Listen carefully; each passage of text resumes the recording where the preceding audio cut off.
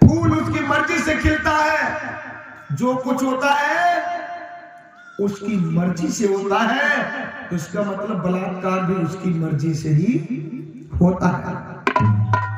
गलत तो नहीं कह रहा हूं? जब उसके बिना मर्जी के पत्ता नहीं हिल सकता तो कोई हमारी बहन बेटी की इज्जत कैसे लूट सकता? बोलिए, किसी की दुकान में डकैती कैसे पड़ सकती है? उस परमात्मा, उस भगवान की मर्जी के बिना पत्ता नहीं हिल सकता, तो चोरी क्यों होती है, एक्सीडेंट क्यों होता है? इसका मतलब वो चोरों का, बलात्कारियों को खुद ही ठेकेदार वही करवाता है। आपने एक भजन सुना होगा कि प्रभु आपकी कृपा से सब काम हो रहा है, कि प्रभु आपकी कृपा से और सब काम हो रहा है, और करता है तू कन्हैया मेरा नाम हो रहा है। तो बलात्कार कौन करता? भाई भजन के माध्यम से तुम, और करता है तू कन्हैया और मेरा नाम हो रहा है, और प्रभु आपकी कृपा से बलात्कार हो रहा। गलत तो नहीं कह रहे भाई? भजन है ना, उसकी बिना मर्जी के जब कुछ नहीं होता तो बलात्कार हमारी मर्जी से होता है। जब सब काम उसकी मर्जी से और जो गलत काम हो हमारी मर्जी से, अरे वो भी तो उसकी मर्जी से हो रहा है। माता बहनों भाइयों, आपको अंधविश्वास में फंसाया गया, न भाग है न भगवान है। 1950 के पहले SC ST OBC समाज के लोगों को अधिकारी बनने का अधिकार नहीं था। अब हम विधायक बन जाते हैं तो क्या कहते हैं? हमारी किस्मत में था तो विधायक। अरे जब किस्मत में था तो लहर वाली पार्टी में लाइन लगाने की जरूरत क्या थी? निर्दलीय लड़ जाते। पैसा खर्च करने की जरूरत क्या थी? गांव-गांव में सबके हाथ जोड़ने की जरूरत क्या थी? पैर छूने की जरूरत क्या थी? किस्मत से विधायक बन जाते, वोट मांगने की कोई जरूरत ही।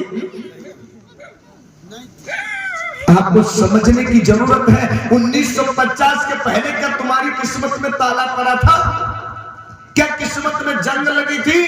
तब किस्मत क्यों नहीं खुली? ये किस्मत नहीं, ये कर्म का फल है, क्योंकि कर्म ही प्रधान है, कर्म ही पूजा है। मंदिर में लिखा होता है कर्म ही पूजा है, स्कूल में लिखा होता है कर्म ही पूजा है।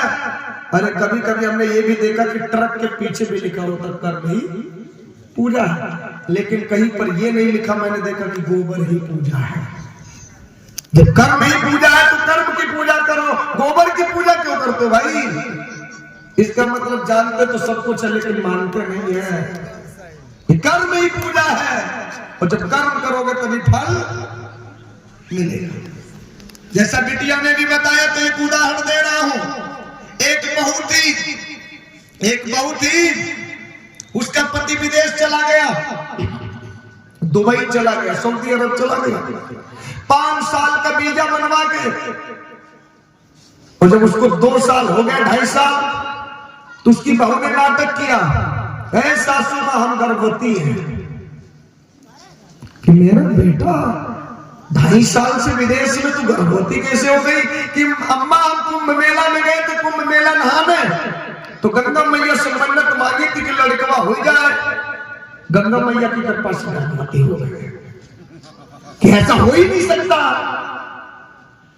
कि जब मेरा बेटा नहीं तो गर्भवती कैसे हो सकती? गंगा मैया की कृपा से गर्भवती नहीं हो सकती। अरे सासू मामा, तुम्हें कहती कि गंगा मैया से जो मांगोगे मिल जाएगा, मैहर वाली मैया से जो मांगोगे मिल जाएगा। अरे हमने मांगा था कि बेटा हो जाए, उसमें पति की जरूरत कहां है? जब मांगने से सब हो रहा है, हमने मांगा तो सासू मां जुझला गई, पंचायत बैठाई, सरपंच मुखिया को बुलाया कि हमारी बहू कह रही मैं गर्भवती हूं, मेरा बेटा 2.5 साल से विदेश में है। जब फैसला हुआ तो बहू ने सारी बात बताई, मैं गर्भवती नहीं थी, मैं नाटक कर रही थी। कि मेरी सासू मां कह रही मन्नत मांगने से सब मिलता है, तो आप कह रहे हैं कि मेरा बेटा नहीं, तू गर्भवती कैसे? इसका मतलब देवी मैया कुछ नहीं देती है ना, मांगने से कुछ नहीं मिलता। अब अगर मांगने से मिल जाता माता बहनों भाइयों, तो केवल ये माताएं बहनें नहीं, भैया लोग भी मांग लेते कि लड़का हो जाए। अगर मांगने से मिल जाता ना, तो भैया गलत तो नहीं कह रहा, तो यही मांग पाती का। जिनकी शादी नहीं भई है तो वो लोग मांग लेते कि नहीं शादी भई तो हमारे ही हो जाए, देवी मैया दे सकती है। लेकिन जिसके पास जो सिस्टम वही तो होगा, न देवी न देवता। गलत तो नहीं कह रहे। खेत में हम बीज बोएंगे सरसों का तो क्या होगा? सरसों। गेहूं बोएंगे तो क्या होगा? गेहूं। लेकिन लोग के मन्नत मांगने से हो, तो मन्नत मांगने से कुछ नहीं होता है। माला लेकर के बैठ जाओ कि हे देवी मैया, हे शारदा मैया, हे फलानी मैया, हे नकटी मैया, हे भगवती मैया, हमारे खेत में गन्ना हो जाए और बीज सरसों का डाल के गन्ना हो जाएगा? कहीं नहीं होगा। तो इसका मतलब देवी में शक्ति नहीं है, देवता में शक्ति नहीं है ना।